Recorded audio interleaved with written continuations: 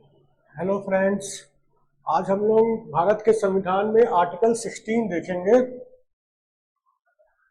Article 16 बहुत ही important article है।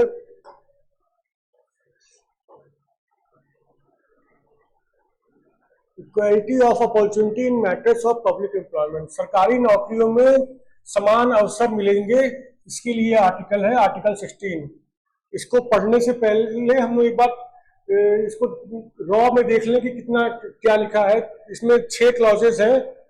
Article 16 clause 1, there shall be equality of opportunity for all citizens in matters relating to employment और appointment to any office under the state. सारे citizens को ये अधिकार है, ये फॉरेनर्स के लिए नहीं है, ओनली फॉर सिटीजन्स। ठीक है, only for citizens of India ये अधिकार है, फंडामेंटल राइट है।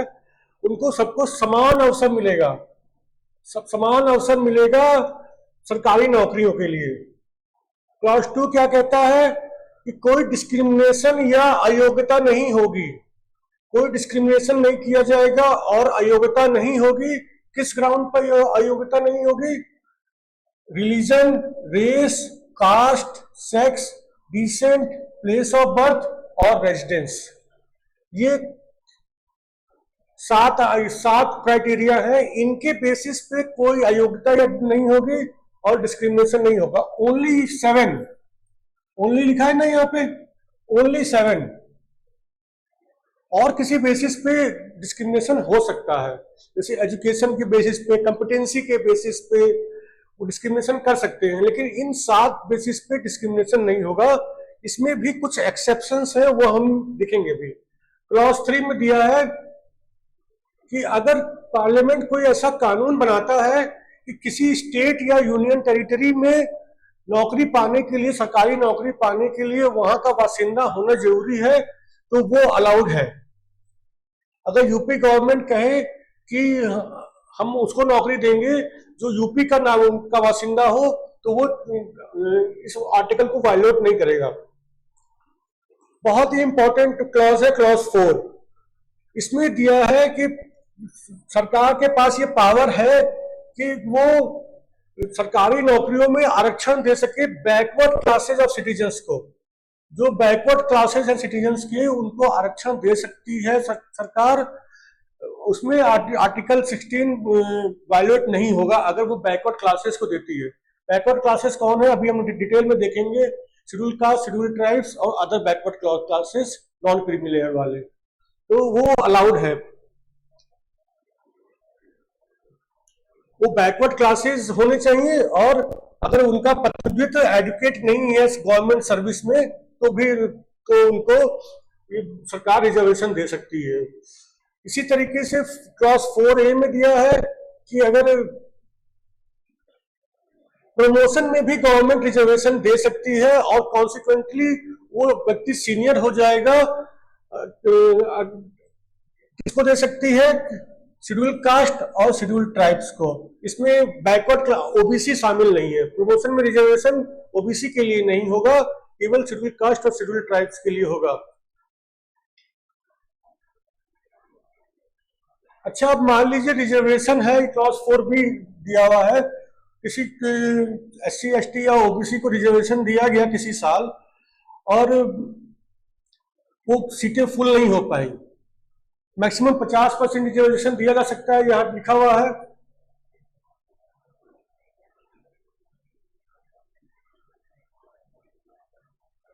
और उस साल वो रिजर्वेशन नहीं दिया, वो फुल नहीं हो पाई, सीटें अवेलेबिलिटी नहीं थी कैंडिडेट्स की, तो नेक्स्ट ईयर वो एक सेपरेट क्लास होगा, वो 50% की लिमिट में शामिल नहीं होगा, वो अलग से वो क्लास भरा जाएगा रिजर्वेशन का।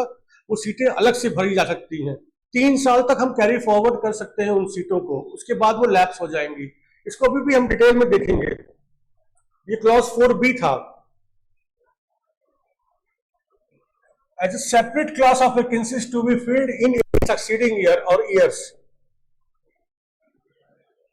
और जो उस साल की वैकेंसी है, उस साल के साथ उसको जोड़ा नहीं जाएगा, वो एक सेपरेट क्लास होगा, उसको हम अलग से फुल करेंगे उसी कैटेगरी के कैंडिडेट्स के साथ।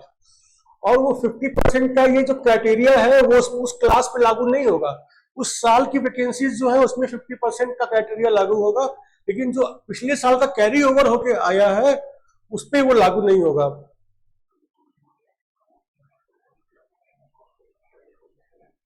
अच्छा, अगर कोई रिलीजियस ऑर्गेनाइजेशन है तो उस वो अगर ये रूल बनाए कि हमारे यहाँ के ऑफिसर्स या हमारे के गवर्निंग बॉडी के सदस्य जो होंगे वो इस पर्टिकुलर रिलीजन के ही होंगे, तो भी वो अलाउड है, वो आर्टिकल 16 वायलेट नहीं करेगा।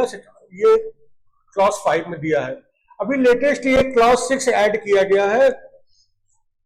गवर्नमेंट चाहे तो रिजर्वेशन दे सकती है को, इकोनॉमिकली वीकर सेक्शन को, वो 10% से ज्यादा नहीं होगा। ठीक है, ये रिजर्वेशन SC ST OBC की कैटेगरी को छोड़ करके जो बाकी है उसमें दिया जाएगा, और 10% से ज्यादा नहीं हो सकता है। तो फिर हमने क्या पढ़ा कि कोई भी citizen, no citizen can be discriminated against और be ineligible for any employment or office under the state on grounds only of religion, race, caste, sex, descent, place of birth, residence or any of them। In grounds पे कोई discrimination नहीं होगा government की नौकरी देने के time, और किसी को अयोग्य भी नहीं ठहराया जाएगा। ठीक है। अच्छा, ये जो वर्ड यूज किया है मैटर्स रिलेटिंग टू एम्प्लॉयमेंट और appointment, matters relating to employment और अपॉइंटमेंट, ये includes all matters in relation to employment. सारे मैटर्स जो एम्प्लॉयमेंट के हैं उसको सबको इंक्लूड करता है, चाहे वो नौकरी देने से पहले हो या नौकरी देने के बाद के हो। इसमें आपका सारे मैटर्स होंगे, उनकी ड्यूटीज एंड ऑब्लिगेशंस क्या है, बाद में उसमें भी समानता होगी। और इसके अलावा नौकरी के बाद salary increment, revision of pay, promotion, gratuity, leave, pension, termination and age of superannuation, ये सब सबका समान होगा। कुछ एम्प्लॉयज के लिए अलग हो, कुछ एम्प्लॉयज के लिए अलग हो, ऐसा नहीं हो सकता। ये प्री एंड पोस्ट सारी चीजें गवर्नमेंट जॉब में सबके लिए बराबर होंगे।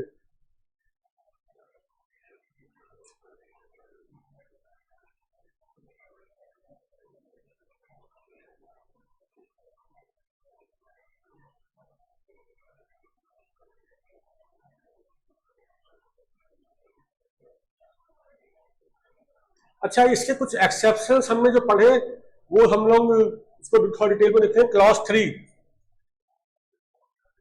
अभी हमने क्लॉज 3 में देखा था कि रेजिडेंस एक कंडीशन हो सकता है, कि अगर कुछ स्टेट गवर्नमेंट या यूनियन टेरिटरी गवर्नमेंट एक कंडीशन लगाती है कि हमारे स्टेट का ही रेजिडेंस होना चाहिए तभी हम अपने यहाँ नौकरी देंगे, तो वो क्लॉज 3 अलाउ कर देता है। लेकिन सेंट्रल गवर्नमेंट नहीं करेगी, चाहे स्टेट गवर्नमेंट की जॉब हो, चाहे यूनियन टेरिटरी की गवर्नमेंट की जॉब हो, या फिर कोई लोकल या other authority with in state या यूनियन टेरिटरी के अंदर हो।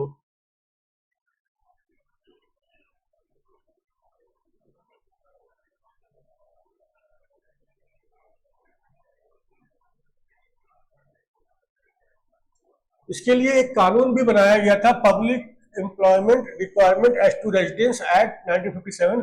हालांकि यह कानून एक्सपायर हो गया 1974 में, इसके बावजूद भी यह आर्टिकल वैलिड है क्लॉज 3, और ये दिया जा सकता है, ये कंडीशन लगाई जा सकती है।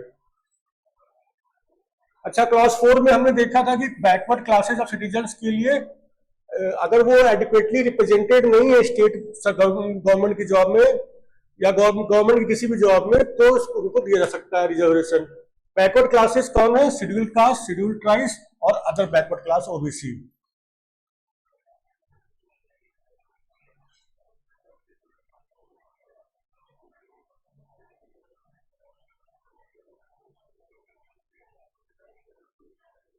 एक आर्टिकल 335 भी है, उसमें ये लिखा है कि ये जो रिजर्वेशन दिया जाएगा उसमें इस तरीके से देना होगा कि एडमिनिस्ट्रेटिव एफिशिएंसी हैम्पर ना हो, कि जो सरकार का प्रशासन है उसमें दिक्कत ना आए, शासन चलाने में कोई दिक्कत ना आए, वो एफिशिएंटली चलता रहे, इस तरीके से ये रिजर्वेशन देना होगा।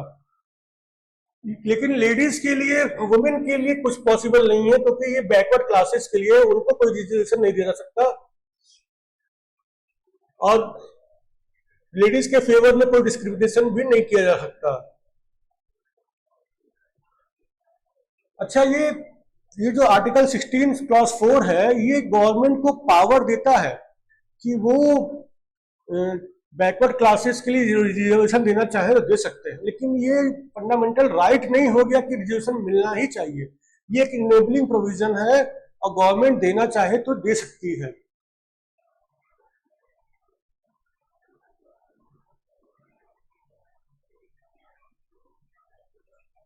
जो क्लास 4 है उसका क्या ऑब्जेक्ट है कि class article 16(4) aims at providing socio economic equality to the disadvantaged.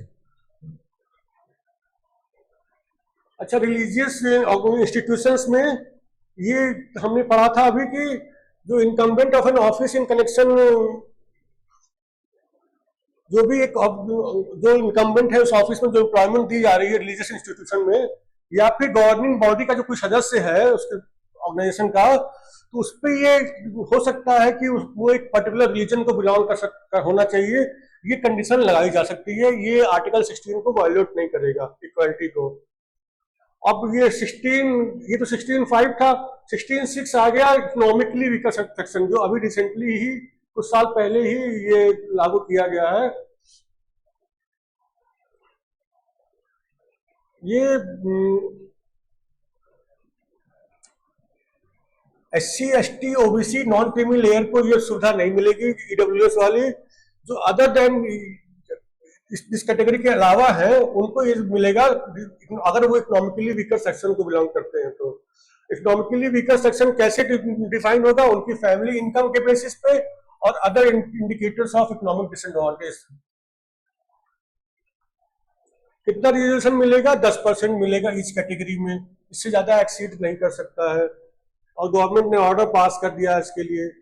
Article 16 को हम एक डायग्राम के फॉर्म में देखते हैं तो equality of opportunity to all citizen in the matter of public employment, और कोई डिस्क्रिमिनेशन नहीं होगा, कोई इलिजिबिलिटी नहीं होगी for the employment under the state on the grounds of इन ग्राउंड्स पे।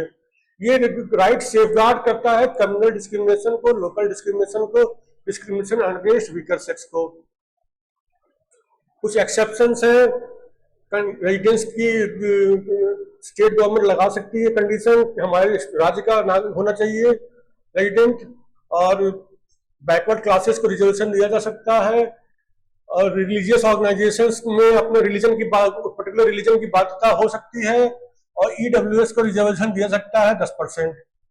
बैकवर्ड क्लासेस में SC ST और OBC आएंगे, नॉन क्रीमी लेयर, और मैक्सिमम 50% दिया जाएगा। ये बैकवर्ड क्लासेस वाले रिजर्वेशन को थोड़ा सा और देख लेते हैं। ये हमने जाना ही था कि 16(4) आर्टिकल 335 के साथ पढ़ा जाएगा। एडमिनिस्ट्रेटिव एफिशिएंसी अफेक्ट नहीं होनी चाहिए रिजर्वेशन देते वक्त।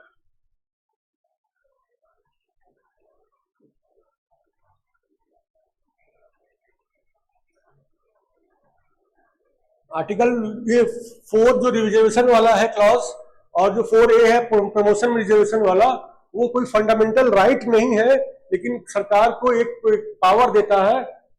जो एक मंडल कमीशन का नाम आपने सुना होगा, जो कि जिसने अदर बैकवर्ड क्लास OBC के लिए 27% रिजर्वेशन रिकमेंड किया था। ये कमीशन मोरारजी देसाई गवर्नमेंट ने 1979 में बनाया था, और ये मिस्टर BP मंडल इसके चेयरमैन थे, जो कि MP थे। और आर्टिकल 340 के तहत इसको बनाया गया था। और इसने 1980 में अपनी रिपोर्ट दी थी। इसकी रिपोर्ट ये दी थी कि 3740 caste socially economically backward class है, जो कि SC ST नहीं है, और इन कास्ट को, OBCs को 27% रिजर्वेशन गवर्नमेंट जॉब में दिया जाना चाहिए, ताकि टोटल रिजर्वेशन 50% हो जाए। ठीक है, और ये 27% रिजर्वेशन 1990 में VP सिंह गवर्नमेंट ने दे दिया था। आर्टिकल 16(4)A जो प्रमोशन में रिजर्वेशन की बात करता है, ये रिजर्वेशन किस पोस्ट पे दी जाएगी? एनी क्लास और classes of post in the services under the state. जो कुछ पर्टिकुलर कैटेगरी की नौकरियां होंगी, पोस्ट होंगी, जिसमें ये रिजर्वेशन दिया जाएगा प्रमोशन में। ये केवल शेड्यूल कास्ट और शेड्यूल ट्राइब्स को दिया जाएगा, ओबीसी को नहीं दिया जाएगा। सब ये क्लॉज 4B में है दिया हुआ कि जो भी वैकेंसीज अनफिल्ड रह जाएंगी वो नेक्स्ट ईयर कैरी फॉरवर्ड की जा सकती हैं और उसको as a separate class treat किया जाएगा। जो उस साल की वैकेंसी है उसमें जो 50% का क्राइटेरिया लगेगा वो इसमें नहीं लगेगा, वो सेपरेट क्लास के तौर पे उस कैटेगरी के कैंडिडेट्स द्वारा भरी जाएंगी। ये चीज 3 साल तक कर सकते हैं, 3 साल तक कैरी फॉरवर्ड कर सकते हैं। उसके बाद वो वैकेंसी लैप्स कर जाएगी, फिर फुल नहीं की जाएगी। अच्छा, सुप्रीम कोर्ट ने कुछ रेस्ट्रिक्शंस लगाए हैं इस रिजर्वेशन के लिए। एक तो पहले उन्होंने कहा है कि 50% से ज्यादा रिजर्वेशन आप नहीं देंगे, और सुप्रीम कोर्ट ने कहा कि क्रीमी ओबीसी में क्रीमी लेयर को आप रिजर्वेशन नहीं देंगे। जो क्रीमी लेयर जो कई क्राइटेरिया है उससे डिफाइन होता है कि कौन क्रीमी लेयर में है कौन नहीं है। अगर कोई व्यक्ति इस क्रीमी लेयर में फॉल कर रहा है, थोड़ा रिच है, तो वो और ओबीसी कैटेगरी का है, तो वो उसको रिजर्वेशन नहीं दिया जाएगा ओबीसी कैटेगरी का। इसमें एससी एसटी शामिल नहीं है, उसमें क्रीमी लेयर का कॉन्सेप्ट नहीं है। अच्छा, जो रीजन है रिजर्वेशन देने के वो है बैकवर्डनेस और इनएडिक्वेसी ऑफ रिप्रेजेंटेशन। एक तो वो कास्ट बैकवर्ड है और सरकारी नौकरियों में उसका प्रतिनिधित्व नहीं है। 335 वाला बाध्यता जो था वो आपने देख ही लिया है।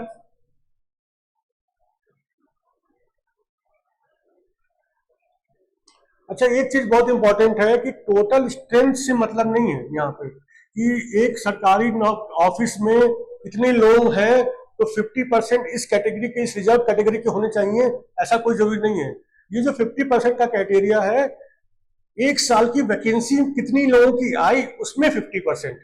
उस सरकारी ऑफिस में कुछ भी परसेंटेज हो सकता है कि वहां पे 50% इस कैटेगरी के होने चाहिए, ऐसा कोई जरूरी नहीं है।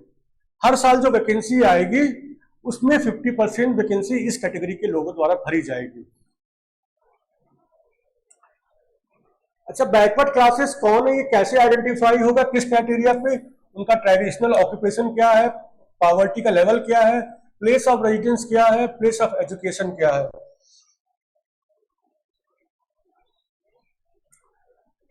ये तो हमने देखा ही कि रिजर्वेशन लेने के लिए वो बैकवर्ड होनी चाहिए कास्ट और उसका एडिक्वेट रिप्रेजेंटेशन नहीं होना चाहिए गवर्नमेंट जॉब्स में।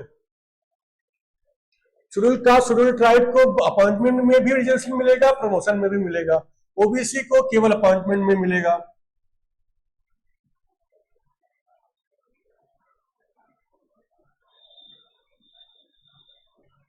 ये जो बैकवर्ड क्लासेस को आइडेंटिफाई किया गया है, ये कोर्ट इसको रिव्यू कर सकती है, इसमें कोई वो दिक्कत नहीं है, कोई बाध्यता नहीं है।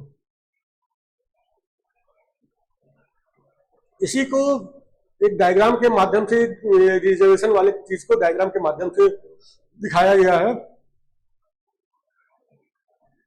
थैंक यू दोस्तों।